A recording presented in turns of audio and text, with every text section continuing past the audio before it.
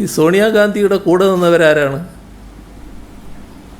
സോണിയാഗാന്ധിയുടെ കൂടെ നിന്നത് ഒന്ന്, ഇപ്പോൾ ഈ കേസിൽ ഏറ്റവും പ്രധാനപ്പെട്ട പ്രതിയായി വന്നിട്ടുള്ള പോറ്റിയെ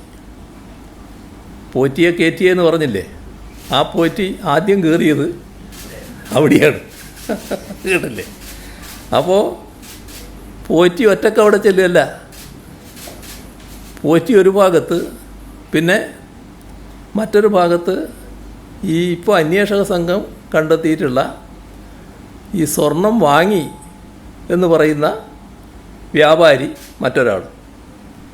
ഇതെങ്ങനെയാണ് ഈ രണ്ടുപേരും കൂടി ഒന്നിച്ച് ഒരേ സമയം സോണിയാഗാന്ധിയെ പോലുള്ള മറ്റു കാര്യങ്ങളൊക്കെ ഞാൻ നേരത്തെ പറഞ്ഞാണല്ലോ, അത്ര മാത്രം സുരക്ഷിതത്വമുള്ള ഒരു നേതാവിൻ്റെ അടുത്തെത്തുന്നത്?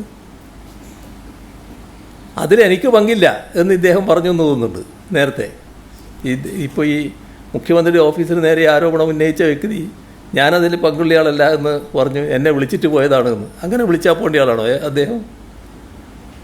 പോറ്റി വിളിച്ചാൽ പോകേണ്ട ആളാണോ അദ്ദേഹം? എങ്ങനെയാണ് ഇവരെല്ലാം കൂടി ഒന്നിച്ചെത്തിപ്പെട്ടത്?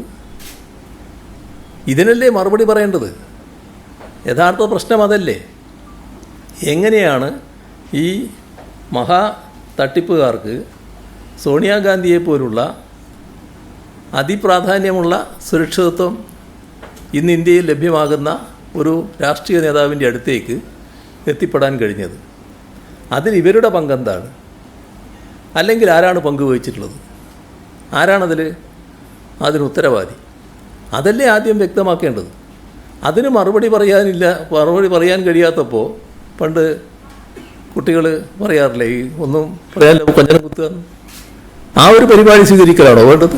എന്നാൽ പിന്നെ ഇരിക്കട്ടെ, മുഖ്യമന്ത്രിയുടെ ഓഫീസിൽ നേരെ ഇരിക്കട്ടെ എന്ന് പറഞ്ഞ് അങ്ങനെ ചാർത്തി തന്നതുകൊണ്ട് ഞങ്ങൾക്കതിൻ്റെ ഉത്തരവാദിത്വം വരുമോ? അപ്പോൾ ഞങ്ങൾക്കൊന്നേ പറയാനുള്ളൂ, ഞങ്ങൾക്കതിൽ ഈ അന്വേഷണം കൃത്യമായി നടക്കട്ടെ എന്ന നിലപാടേ ഉള്ളൂ. ഒരു ഘട്ടത്തിലും ഞങ്ങളതിനെ ഒരു തരത്തിലും തടസ്സപ്പെടുത്താൻ നിന്നിട്ടില്ല.